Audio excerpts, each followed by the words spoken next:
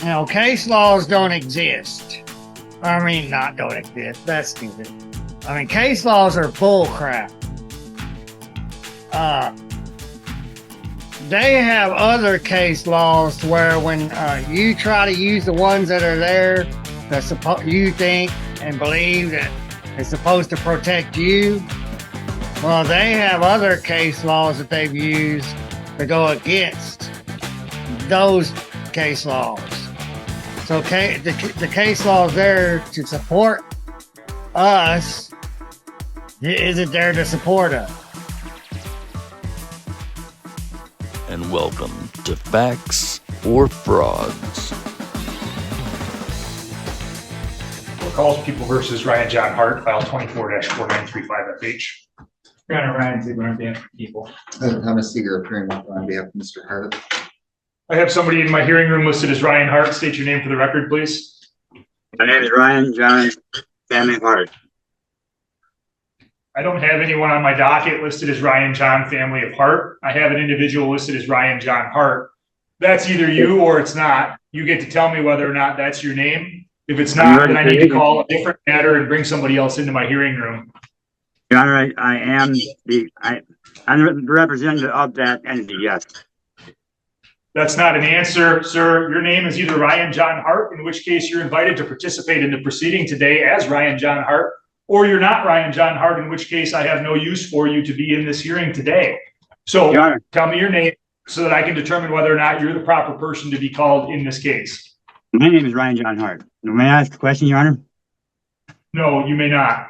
Mr. Hart, this is not a complicated process, and this process does not get less uncomplicated. When I call a case, I start by identifying the parties that are to the case. When I'm confident I have the correct parties to the case, I proceed then and decide how to go forward.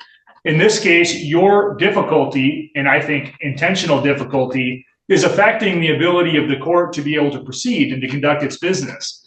That's relevant to a lot of points, but most importantly, it's relevant to a pending motion that your attorney filed, presumably on your behalf, but I sense that it's not only on your behalf, it's also on your attorney's behalf.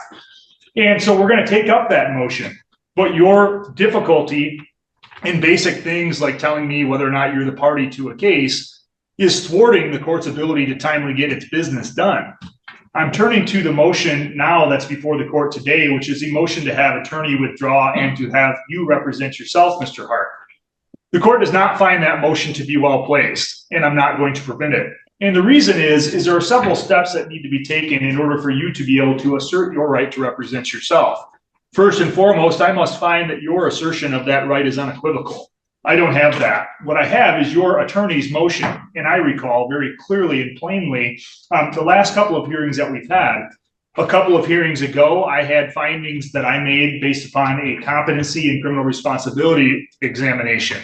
You were found both competent and criminally responsible by the court after assistance from the Center for Forensic Psychiatry and after an in-depth intervention and interview by them.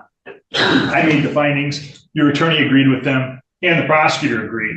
I have not once heard you make any type of unequivocal request at all. What I instead heard when I consider whether or not there's an unequivocal request for you to represent yourself is your attorney explained to me, I think this was 2 or 3 hearings ago now, that he was somewhat conflicted. And these are not his exact words, but this is what I recall from it. He was somewhat conflicted. You had wanted him to file various different motions, which the attorney did not find were supported by law. And the communication that I had in response to Mr. Seeger, again, was some version of this. I told Mr. Seeger that as the attorney, he and he alone chooses which motions are to be filed and which are supportable by fact or by existing case law or by the extension of existing case law. If he can't make those arguments that are good faith supported by law or an extension for the law, then he's not permitted to file the motions. It was at that point that Mr. Seeger then suggested that another solve for him could be that you could represent yourself. In other words, the implication that what Mr. Seeger was making is that if you were representing yourself, you would not be constrained in the way that he is. It would allow you to file whatever frivolous motions, I'm using that word, Mr. Seeger didn't, whatever frivolous motions you wanted to. And so the request to have you represent yourself as made through your attorney is not found, number one, by the court to be unequivocal in any way. Number two, I would have to go through with you and be confident that you understood the maximum penalties associated with the crimes. I have every reason to believe that you understand the maximum penalties, but I have every reason to believe that if you and I had a discussion about what those maximum penalties were, you would express confusion and you would not express a knowing, confident, and voluntary understanding of those things. And so I'm not yet even going to get to that second step. I also, of course, would have to, under People versus Anderson, the binding Michigan Supreme Court case regarding waiver of constitutional right to represent yourself, I would have to make specific other findings. And those findings specifically are that I would have to determine, after a conversation with you, that you acting as your own attorney would not disrupt or unduly convenience or burden the court in the administration of the court's business. What is plain, obvious, and unarguable in over the last 2 or 3 hearings is that if you were permitted to represent yourself, you would make the court's administration of justice difficult, you would delay matters, you would be disruptive, and your representation, therefore, of yourself would be unduly inconvenient to the court and the court's operation of its business. For that reason, even if I found that you otherwise made an unequivocal request, which you haven't, even if I found that you clearly understood and you expressed your waiver knowingly, intelligently, and voluntarily, the court would still not grant your request through your attorney to represent yourself under specific circumstances here.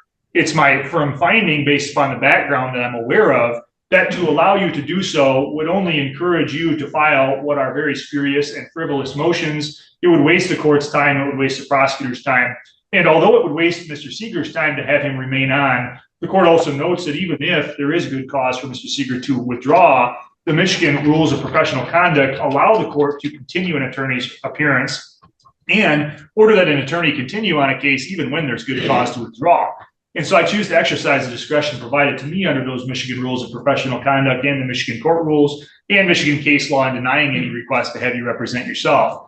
You are and will remain represented by Mr. Seeger until further order of the court. Mr. Seeger, did you need then some time to discuss the effect of that ruling with Mr. Hart before I decide how this case needs to resolve? I do, by way Your of trial Honor. with you? Additionally, Your Honor, Your Honor, amended offer. Your Honor, I have something to say. May I speak? Mr. Hart, you don't get to decide when things are said. That's again part of the issue. The judge has not let me speak at all in more than three. Mr. Hart, this will not be an argument. This case will not proceed by me talking over you or you talking over me. Court proceedings by law and by procedure, Mr. Hart, are to be ordered. And they're to be in a specific order, and that order is dictated by the trial court judge. That's me. It's not dictated by an individual who's charged with criminal offenses, you. And so I'm going to exercise my discretion to control those proceedings. You right now, Mr. Hart, are free on bond. I don't particularly have any care as to whether or not you're free on bond or whether or not you sit next door, except to this point. For today, I'm going to expect that you disagree with my decision on your motion to have you represent yourself. I'm going to therefore excuse any further appearance of you for purposes of today's hearing and today's hearing only. I'm going to set this matter for a new hearing after I hear from your attorney and from the prosecutor. That new hearing is going to be set in person. The reason I choose in my discretion to set it in person is because if you're disruptive or unduly burdensome to the court at the next hearing in person, I'm going to view it as a violation of your bond conditions. And if I view it as a violation of your bond conditions, you're going to be subject to the contempt powers of the court, which includes me revoking your bond and you sitting next door. Because if I have your bond revoked and you're sitting next door, I'll know that Mr. Seeger can locate you and communicate with you. And if you have your bond revoked, I'll know that I'll be able to better control the situation than I can over an electronic communication like we're doing now. Because as you've demonstrated, the only way I can control the proceedings right now is to mute you so that you can't speak over me. That's not an effective way of running a courtroom, but it's the only way that I'm given your attitude, experiences, and your frustration. Mr. Seeger, did you wish to make a responsive record? No, Your Honor, I do understand the court's ruling and I clearly will abide by it. Be that as it may, Your Honor, and I will discuss this with Mr. Hart. There was an amended offer that was extended. Can you please speak up so that Mr. Hart can clearly? Sure, Your Honor. There was an amended offer that was extended, which is much more favorable than the previous offer. I will discuss it with him. He can determine how he wishes to proceed.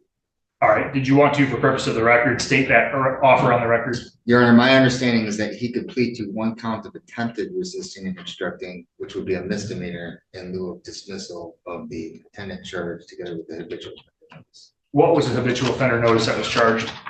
It was a, I don't have it in front of me, Aaron, because I just have the motion. Your Honor, he's subject to a habitual floor. I believe it's on the information. And I just didn't have the file in front of me, but do you disagree with that, Mr. Seeger? No, Aaron.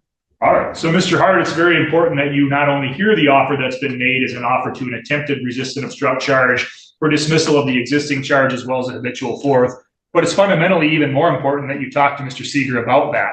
He can give you advice. You ultimately get to decide how to proceed, and it does not matter to me how you proceed, so long as you proceed with the understanding that court procedures require structure, and that structure will be followed by you and by anyone else that's in this courtroom, or there will be alternative options considered by the court. Mr. Ziegler, anything further on any of that the people would like to offer? No, Your Honor. No, sir. All right, the court will set this matter for a status conference next month. I will require that everyone in this matter be in person for the reasons I've already explained. Mr. Hart, you're free to sign off now. I expect you'll talk with your attorney and be here in person next month. You'll get a notice in the mail. Do you think this show is educational? Yes, it'll drive people to read books. And thanks for hanging out with us on Facts or Frauds. Make sure you hit the thumbs up button, you're subscribed, and ring that bell. Also, leave a comment in the comment section. Tell me what you think. And a major thank you to every one of our Facts or Frauds channel members. If you'd like to become a member, just hit that join button right next to subscribe, or click on the link in the description. And if you're still hanging out, thank you. I appreciate you all.